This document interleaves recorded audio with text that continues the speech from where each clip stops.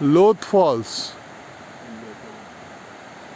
নেত্রহাটের কাছে লোথ ফলস,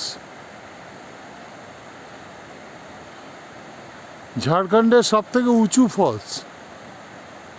ওই ওপর থেকে পড়ছে, পড়তে পড়তে আসতে নিচে ওই জলের ওখানে ওই নদী যাচ্ছে, ওই নদী। আমার পক্ষে আর যাওয়া সম্ভব নয়। এদিকে সিঁড়িও অনেক, অনেক সিঁড়ি, অনেক। আরও অত উঁচুতে ওঠা সম্ভব না। এখান থেকে নামতে পারবে।